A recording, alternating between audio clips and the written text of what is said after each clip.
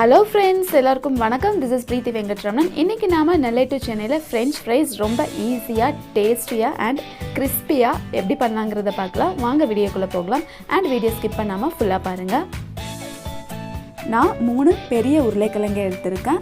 இதை வாஷ் பண்ணி எடுத்துட்டு அதுக்கப்புறமா தோலை எடுத்து வச்சுக்கோங்க.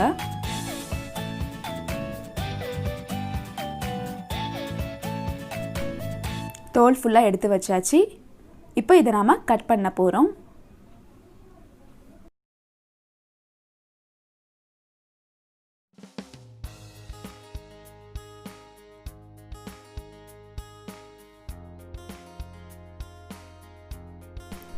ரொம்ப சின்னதாலாம் கட் பண்ணிட வேண்டாம். இந்த மாதிரி கொஞ்சம் பெரிய பெரிய சைஸாகவே கட் பண்ணிக்கோங்க.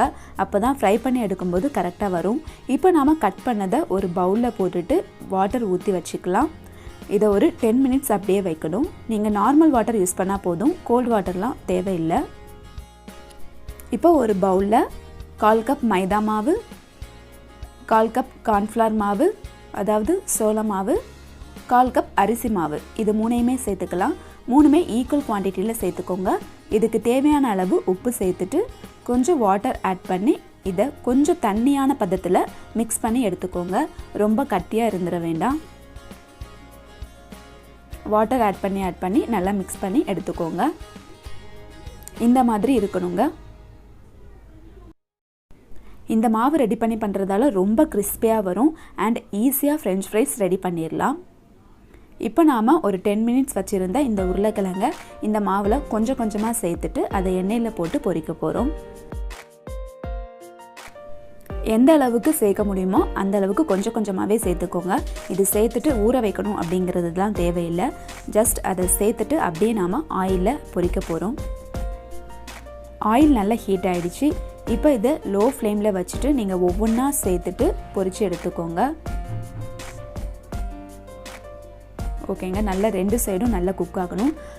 ப்ரௌனிஸாக ஆகணுங்கிறது தேவையில்லை. ஃபஸ்ட் டைம் நீங்கள் ஃப்ரை பண்ணும்போது இது ஜஸ்ட்டு ஒரு 5 மினிட்ஸ் இதை நீங்கள் ஃப்ரை பண்ணி எடுத்துருங்க. இதை நாம் அகைன் ஃப்ரை பண்ணி எடுத்துக்க போகிறோம். இது ஃப்ரை பண்ணி நல்லா ஆற வச்சுருங்க. இதே மாதிரி பேலன்ஸ் உள்ளதையும் சேர்த்துட்டு நம்ம ஒவ்வொன்றா சேர்த்துட்டு பொரிச்சு எடுத்துடலாம்.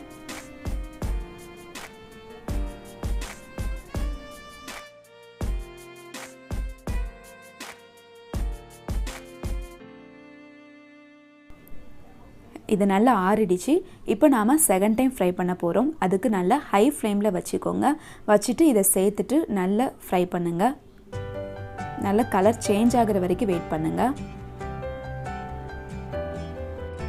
நான் சொல்கிற இந்த மெத்தடில் செஞ்சிங்கன்னா ரொம்ப கிறிஸ்பியாக இருக்கும். அது மட்டும் இல்லை, ரொம்ப ஈஸியாகவும் வேலை முடிச்சிடுங்க. ஸோ இதை நீங்கள் கண்டிப்பாக ட்ரை பண்ணுங்கள். பாருங்கள், சூப்பராக கலர் சேஞ்ச் ஆகிடுச்சு அண்ட் ஃப்ரெஞ்ச் ஃப்ரைஸ் ரெடி ஆகிடுச்சு. இதை நாம் இப்போ இன்னொரு பிளேட்டில் ட்ரான்ஸ்ஃபர் பண்ணிடலாம்.